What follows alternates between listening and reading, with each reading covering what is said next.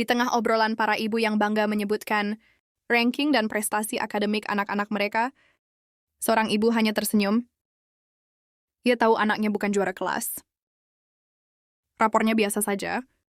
Tidak ada angka yang layak dipamerkan. Namun keyakinannya teguh.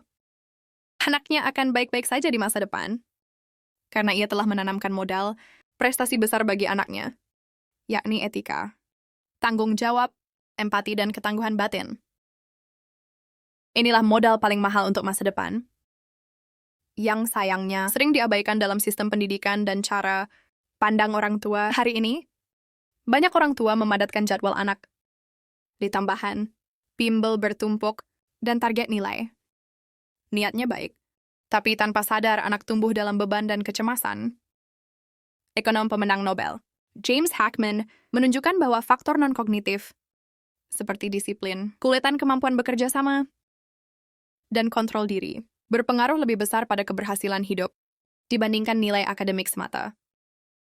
Anak yang tidak juara kelas bisa saja kelak unggul di kehidupan nyata, karena ia memahami cara bertanggung jawab, bekerja keras, berempati, dan beradaptasi. Pendidikan bukan perlombaan angka. Ia adalah proses menempa manusia agar mampu bertahan, dipercaya, dan bermakna. Dan seringkali, juara kehidupan tidak lahir dari rapor yang sempurna. Bayangkan jika kamu memanggang ubi, lalu tiba-tiba keluar cairan manis seperti madu. Ini ubi punya hobi makan permen kali ya. Ubi ini namanya ubi Cilembu. Rasanya terkenal, manis banget, sampai banyak orang mikir, jangan-jangan ada rahasia tersembunyi di dalamnya.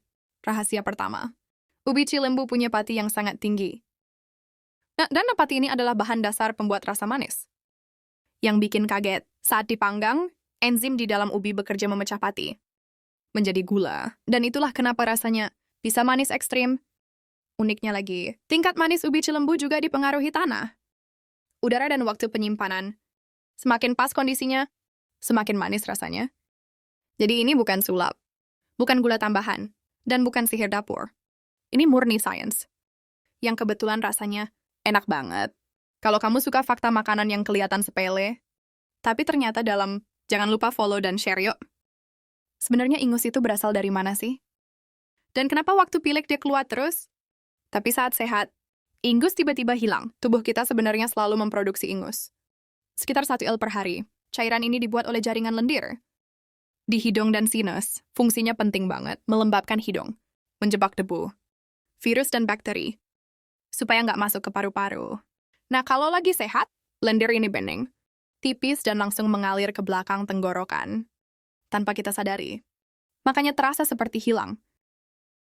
Tapi saat kamu pilek, alergi atau terinfeksi virus, tubuh panik dan memproduksi lendir jauh lebih banyak. Lendirnya jadi lebih kental. Warnanya bisa berubah, dan jumlahnya berlebihan. Akhirnya si ingus keluar semua lewat hidung. Itulah ingus yang kamu kenal. Jadi ingus bukan hal yang menjijikan. Dia adalah sistem pertahanan tubuh pertama, yang kerja keras agar kamu tetap sehat.